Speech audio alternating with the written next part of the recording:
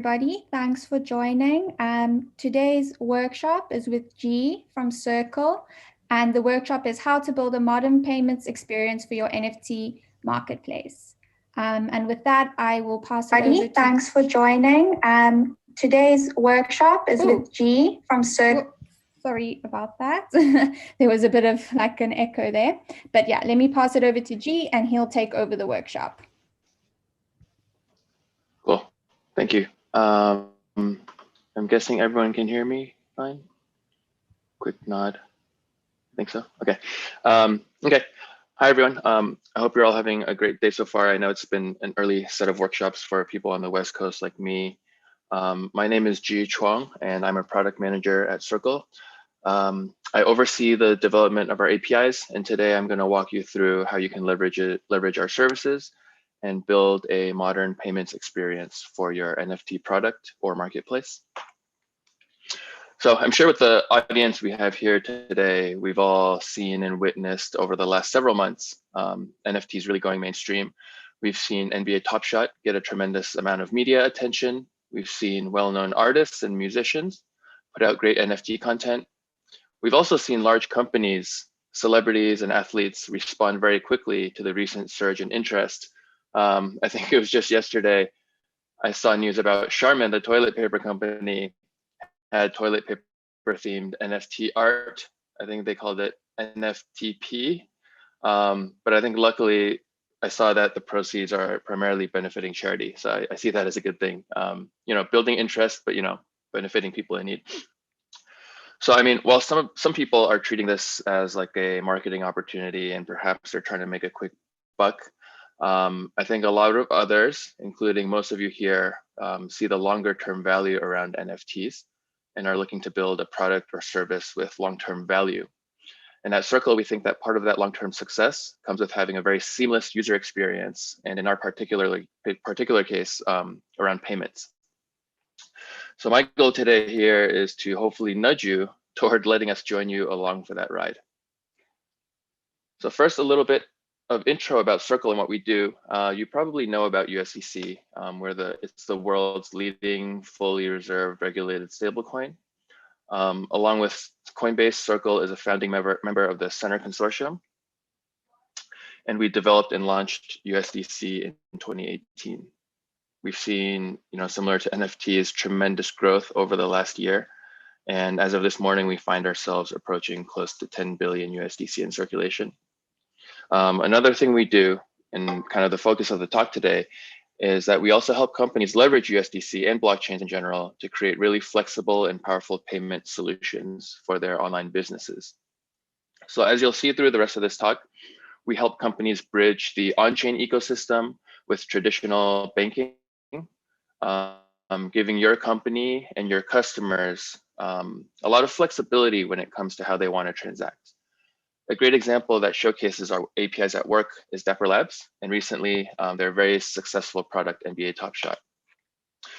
So if you guys are like me, you've probably made countless attempts waiting in line for NBA Top Shot pack drops. I believe there's one in 2 hours. Hopefully you've made it through a few times, and if you have, you've likely gone through their Circle-powered checkout process. So if you've ever used a credit or debit card to buy an NBA Top Shot pack or moment, if you've ever used your credit card or debit card to top up your Dapper wallet balance, then you've used Circle's APIs indirectly. So using our APIs, Dapper Labs has built their entire checkout flow on top of crypto native infrastructure. Customers' card payments settle to them as USDC, which allows Dapper to use those funds in very, very flexible ways. Before getting into a few sample flows of our API, I think it'd be helpful to introduce the API at a high level and explain why I think it fits very naturally into NFT products, both today and into the future. So if you're participating in this hackathon, your end product is likely an NFT or an NFT type of product or marketplace. That token is, of course, native to the blockchain, and so it inherits all of the benefits of being on-chain that we're all familiar with. In the ideal future world, we all hope to see sooner rather than later, payments hopefully are all fully crypto native too. We're not quite there today. But even today, for your customers who already do hold USDC and are kind of crypto savvy, Circle's APIs allow you to process on-chain payments and payouts that settle within minutes. Payments are, as we all know, irreversible once sent, so there's no such thing as chargeback risk, and that perfectly mirrors how you would transfer NFTs as well. Once you send it, once someone receives it, you can't get it back. And lastly, because our payments are denominated in USD through USDC, you can combine the benefits of all this powerful on-chain payment infrastructure with a consumer-friendly way to price things. Marketplaces do price things in ETH sometimes, and I think that works really well for certain crypto-savvy audiences. But for a mass market product like NBA Top Shot, for example, I think USD pricing is going to be much more widely understood, both by buyers and sellers. So before we reach a future state, where everyone has USDC, everyone has Ethereum wallets, we need to make sure that we play nice with existing rails as well. So along with on-chain USDC payments, Circle also supports a variety of traditional payment methods like credit and debit cards, ACH transfers, and wire payments, with more coming soon. So with a single integration with our APIs, you can serve both your crypto savvy users as well as mainstream audiences. And we think that providing this type of optionality for your users is very subtle, but is a super important part of a great user experience that we talked about earlier. So we're going to jump in a little bit to Circle APIs.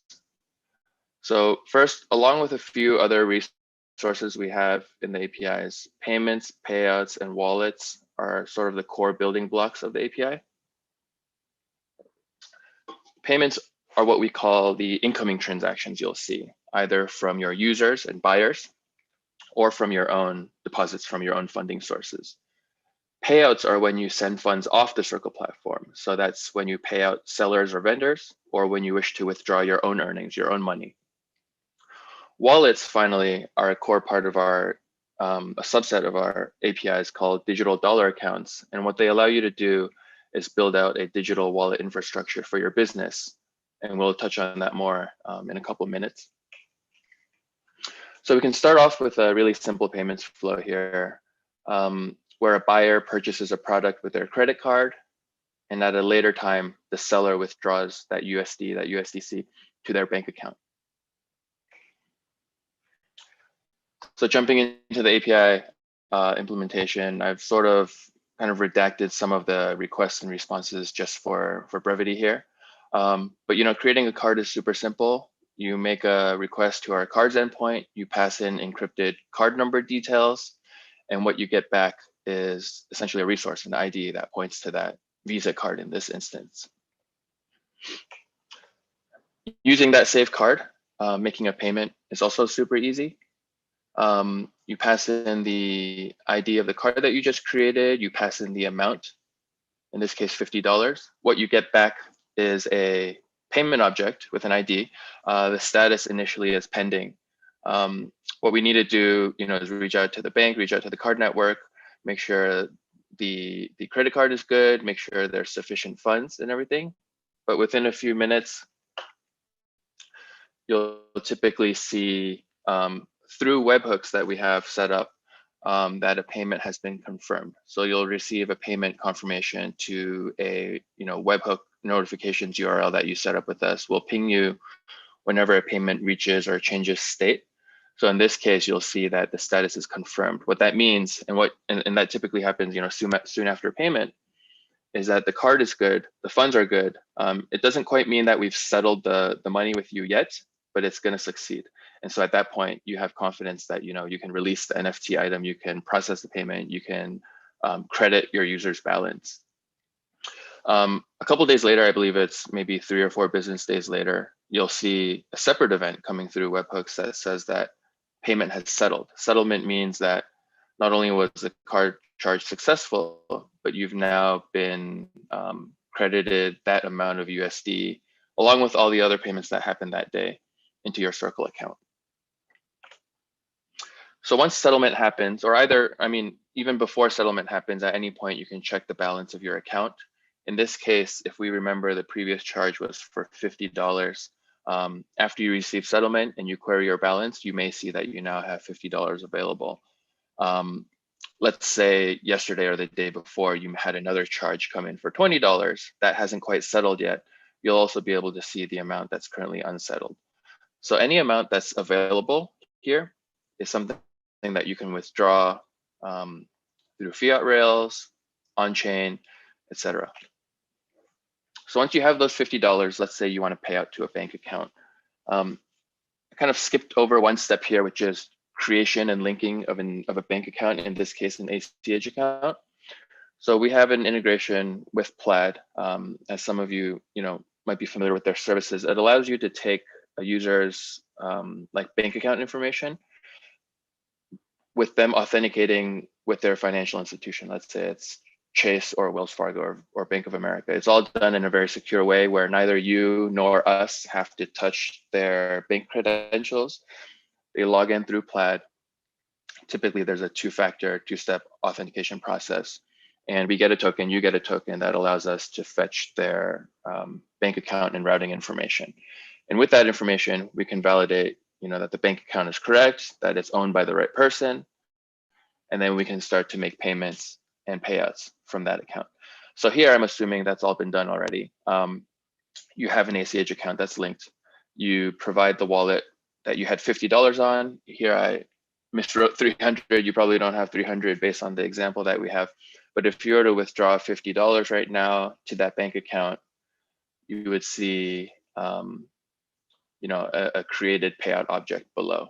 That status is pending. For ACH payouts on our side, it's typically the fact that you'll see funds available in your bank account as soon as the next business day. Similar to payments, you'll get a webhook notification when that status of that payout moves to completed. So if some of your sellers or yourself don't necessarily want to pay out to a bank account, another option is to pay out on chain. So in this case, instead of a destination being an ACH account, it's a blockchain type of destination. You pass in your Ethereum address, you specify the chain. You specify the chain because USDC is supported on a handful, I think four different chains at the moment. So you specify the chain and the address, and then you specify the amount. It deducts that amount from your wallet. And similarly, you receive a payout object. That payout object looks slightly different from a regular payout to a bank account in that it has a transaction hash. You can check that on Etherscan. Similarly, the status is pending. After I think maybe 12 or so block confirmations, that status will flip to complete. You can monitor the transaction hash. You can set up webhooks. Either way, you'll be notified when the payment has been received. The payout has been received. So that's a simple flow from one buyer to one seller. They paid with their credit card. The seller withdrew through their bank account or through USDC. From there, you can build out additional functionality, and I talked about the wallets and the digital dollar accounts a little bit earlier. So what that product does is digital dollar accounts handle your wallet infrastructure. You can create wallets for all your users, whether your user is a buyer or your user is a seller. Essentially, you create a wallet, you attribute it to them. What we've seen, and I'll touch on this in a little bit, is that giving users balances as opposed to just using saved cards improves the stickiness. Once they have a balance, they feel like they need to use it, and then they stay on the site longer. Topping up a balance is as simple as making any sort of payment. They can use their card or bank or directly send in USDC if they have it. What we've also seen is that when you have a payment flow, when you have a checkout flow that doesn't ask someone for their credit card or doesn't ask someone for their CVV or doesn't ask someone to authorize an ACH payment, you can get to a really, really simple one-click checkout solution. So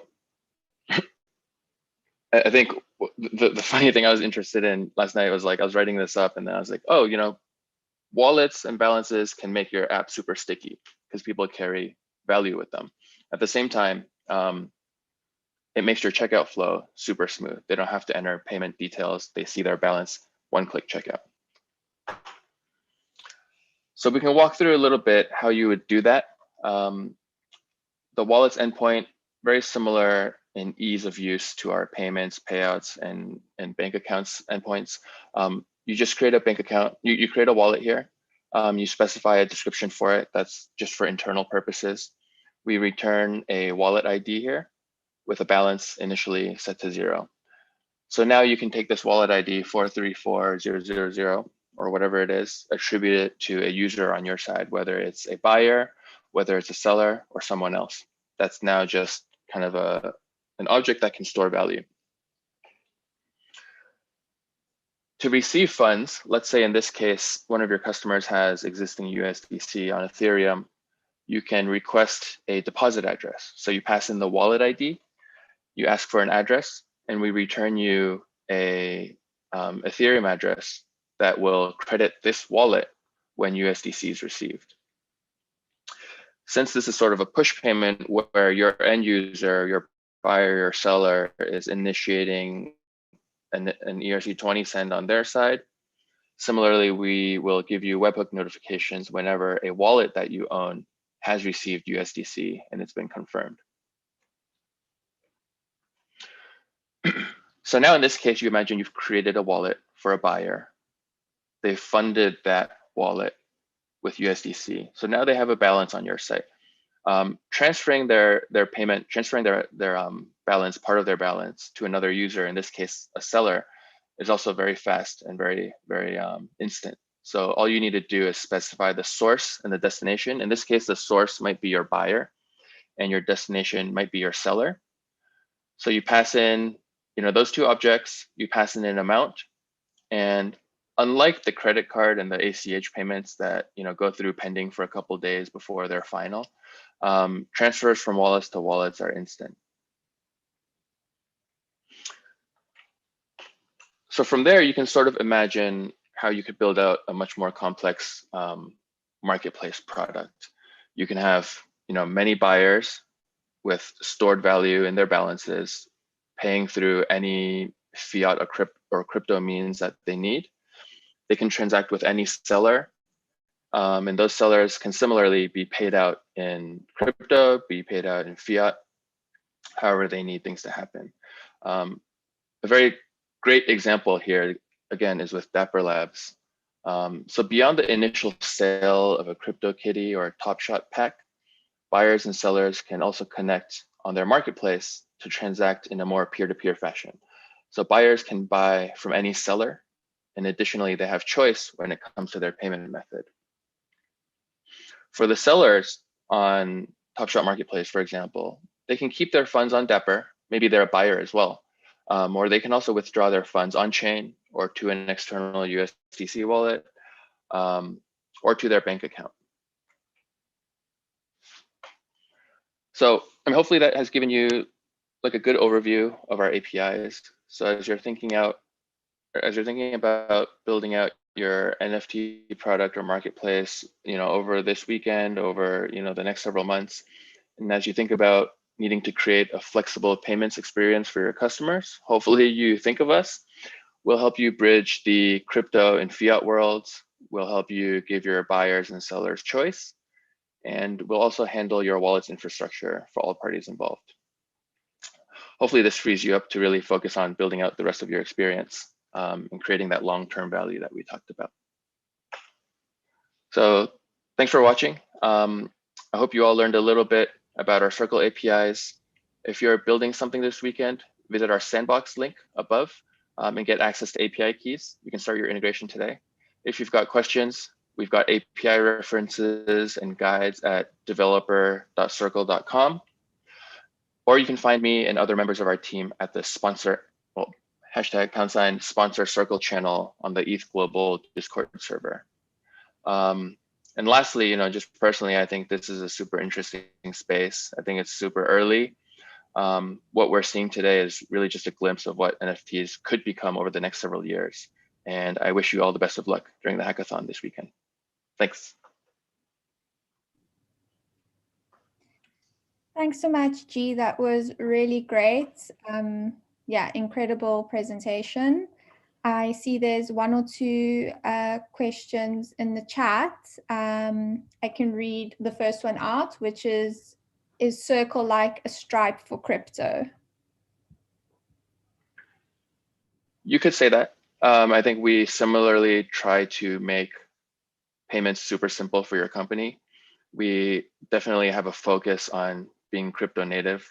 That's the direction we see things going. And so we're always going to be, moving very quickly on that front. Additionally, and I think Stripe may as well, we have a lot of treasury products live and in the works where you can store your USDC, you can make good use of it as well. So I think there's definitely similarities, but we have a really, really strong focus on supporting companies that are building products or services on chain. Great. And the next question is from Isaac. I'm not sure if you want to unmute yourself and ask G the question live. Otherwise, I can also read that out. Sure. Can the user wallets that Circle generates be used to interact with any arbitrary smart contract?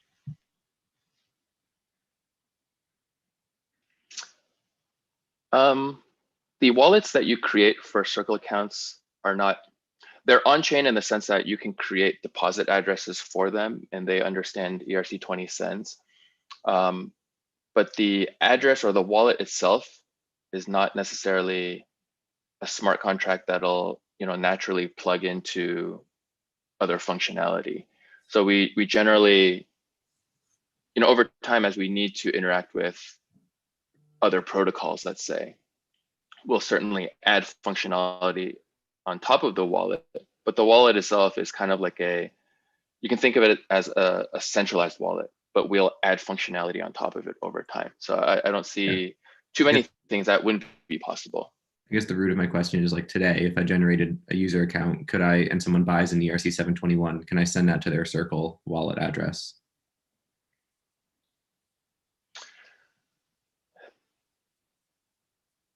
Like, I think you could send it. I'll have to check with our engineering team. And if you hop into the Discord server, I can make sure, I get a good answer for you. I don't believe today that the contracts that we deploy for your deposit address will properly be able to handle non-ERC20. So it might be the case that it's there, but it's stuck. So I can try to find someone on our team to really make sure you get the answer to that. Okay, thanks. Cool. And then there's a question that came in from YouTube, which is, can I exchange a token for USDC or DAI? The Circle wallets and their deposit addresses only today understand, and they can all receive any ERC20 token. I want to make sure I don't say that you can or should send any other unsupported ERC20 token today, but it is built in a general way where it receives ERC20 tokens. And so over time, as we find the need to support any assets beyond USDC, we certainly have that capability. But today, our product isn't meant to kind of receive and honor and represent back to you tokens other than USDC. Okay, cool. If anybody else has a question, feel free to unmute yourself and ask live or drop a question in the chat if you're a bit shy. Yeah, I have a question. I just want to start off saying like Circle seems like an amazing product. So super cool to learn more about it. One question I had is like, I know crypto payments are like, once you send it, you can't get your money back. So what if you like, I'm kind of curious to know in this like fiat and like crypto dynamic, what if somebody like disputes their credit card statement? Like who takes the liability there? Ultimately, the merchant, which is our customer in this case. So we do, experience chargebacks after the fact, after 4 business days after USDC has been minted, and it's ultimately our customer's responsibility to have funds to handle chargebacks. In the cases we've seen, because of the vetting we do on our customers, we generally onboard companies with strong business use cases, and there is the possibility that we need to take USDC back. You're right that we can't do that on an on-chain fashion, but the USDC that settles with our customers in their Circle accounts, it is backed by USDC that's on-chain, but we can, and we do need to be able to kind of take that back, and then we burn the USDC that was backing that, if that answers your question. Yeah, that makes sense. Cool. And then another question from YouTube is, do you expect to support other stable coins at any point, such as USDT, UST, etc., or will things stay with USDC as you are involved with the development of it? I wouldn't say, never say never, but I think our focus is definitely on building out the USDC ecosystem. We have, strong reasons to think that, the way we're implementing stablecoins is a very, long-term strategic approach. As for other stable coins outside of USD, I think certainly. So, whether it's, Euro, Australian dollar, Singapore dollar, any other, large market, not necessarily large market, but any global currency that's a stable coin, I could see that happening over time. As for other USD denominated currencies, I'm not as sure.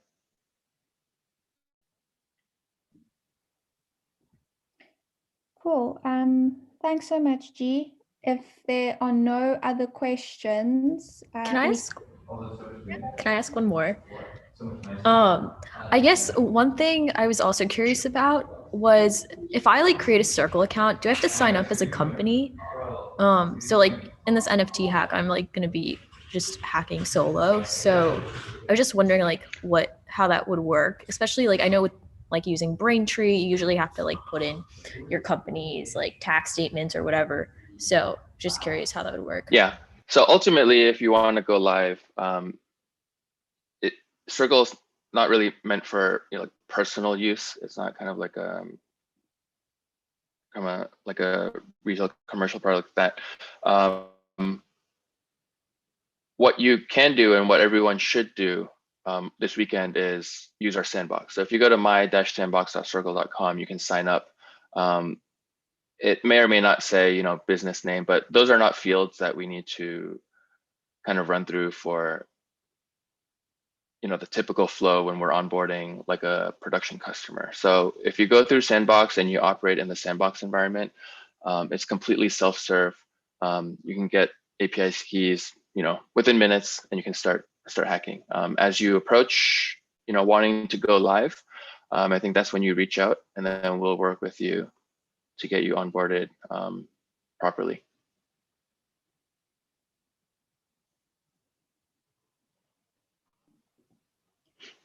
Cool. Thanks, G. Are there any more questions from anybody on the call?